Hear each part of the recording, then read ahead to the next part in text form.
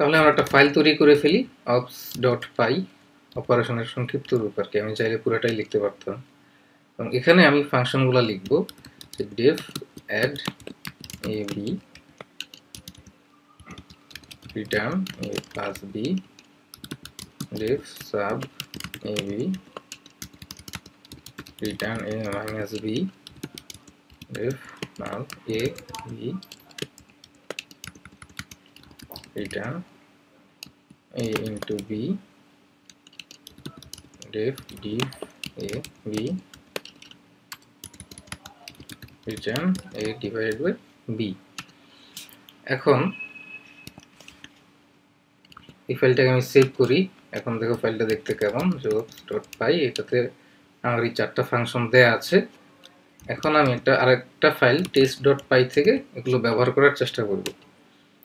এখন ধরো তোমার একটা হচ্ছে x এর মধ্যে হচ্ছে 10 এবং y এর মধ্যে আছে হচ্ছে 5। এখন তুমি যদি এখানে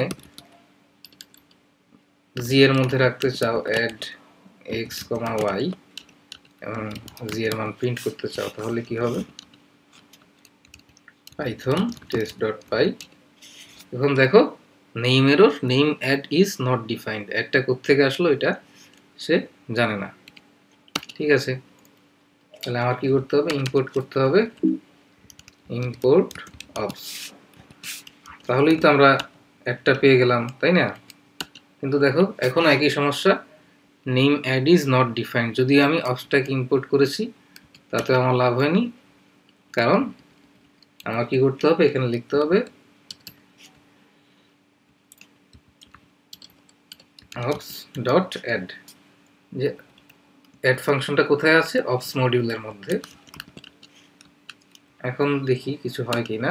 হ্যাঁ, এখন দেখো 10 এবং 5 এর যোগ 15 হয়ে গেল।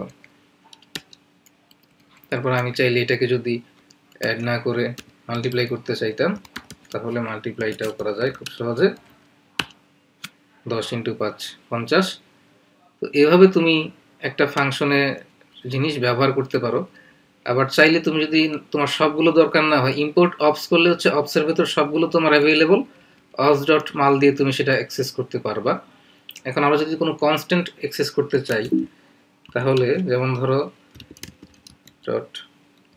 .py, এখানে আমি যদি একটা পাই এর মান দিতে চাই, ধরো পাই সমান 3.1415 এতটুকু দিলাম, তাহলে এটাকে আমরা অ্যাক্সেস করতে পারবো কিনা দেখি।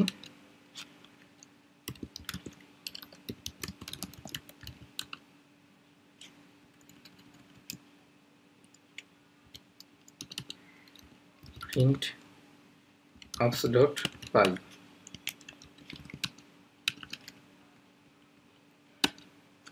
দেখো এই কনস্ট্যান্টটাকেও কিন্তু ওই ভেরিয়েবলটাকেও আমরা এভাবে অ্যাক্সেস করতে পেরেছি এবং সেটার মানটাও প্রিন্ট করতে পেরেছি।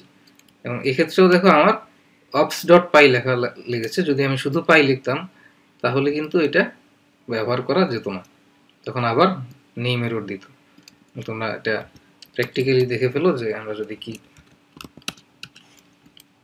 ব্যবহার করি, তাহলে name error, name pi is not defined.